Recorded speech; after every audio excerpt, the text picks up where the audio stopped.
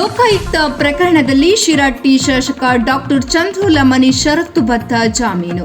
February 22ರಂದು Lakshmeshwar ಪಟ್ಟಣದಲ್ಲಿರುವ ಶಾಸಕ ಚಂದ್ರು ಲಮಾಣಿ ಅವರಿಗೆ ಸೇರಿದ ಬಾಲಾಜಿ ಆಸ್ಪತ್ರೆಯಲ್ಲಿ ಲೋಕಾಯುಕ್ತ ಅಧಿಕಾರಿಗಳು ದಾಳಿ ನಡೆಸಿದ್ದರು. ದಾಳಿಯ ವೇಳೆ ಕಮಿಷನ್ ಪಡೆದ ಆರೋಪದ ಹಿನ್ನೆಲೆಯಲ್ಲಿ ಶಾಸಕರನ್ನು ವಶಕ್ಕೆ ಪಡೆದು ಸತತ 11 ಗಂಟೆಗಳ ಕಾಲ ವಿಚಾರಣೆ ನಡೆಸಲಾಗಿತ್ತು. ಬಳಿಕ ಗದಗ ಜಿಲ್ಲಾಸ್ಪತ್ರೆಯಲ್ಲಿ ವೈದ್ಯಕೀಯ ಪರೀಕ್ಷೆ ನಡೆಸಿ ಅವರನ್ನು ರಾತ್ರೋರಾತ್ರಿ ಬೆಂಗಳೂರಿಗೆ ಕರೆದೊಯ್ದು ಮರುದಿನ ಜನಪ್ರತಿನಿಧಿಗಳ ವಿಶೇಷ ನ್ಯಾಯಾಲಯಕ್ಕೆ ಹಾಜರುಪಡಿಸಲಾಗಿತ್ತು. ಪ್ರಕರಣ ಸಂಬಂಧ ಶಾಸಕರ ಆಪ್ತ ಸಹಾಯಕರಾದ ಮಂಜುನಾಥ್ ವಾಲ್ಮೀಕಿ ಹಾಗೂ ಗುರು ಲಮಾಣಿ ಅವರನ್ನು ನ್ಯಾಯಾಧೀಶರ ಮುಂದೆ ಹಾಜರುಪಡಿಸಲಾಗಿತ್ತು.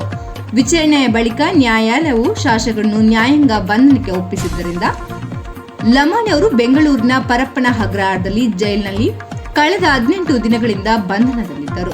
ಆದರೆ ಇಂದು ನಡೆದ ವಿಚಾರಣೆಯ ವೇಳೆ ಜನಪ್ರತಿನಿಧಿಗಳ ವಿಶೇಷ ನ್ಯಾಯಾಲಯವು ಶಾಸಕರಿಗೆ ಜಾಮೀನು ಮಂಜೂರು ಮಾಡಿದ್ದು, ಇದರಿಂದ 18 ದಿನಗಳ ಕಾಲ ಜೈಲಿನಲ್ಲಿದ್ದ ಶಾಸಕರಿಗೆ ತಾತ್ಕಾಲಿಕ ರಿಲೀಫ್ ಸಿಕ್ಕಂತಾಗಿದೆ.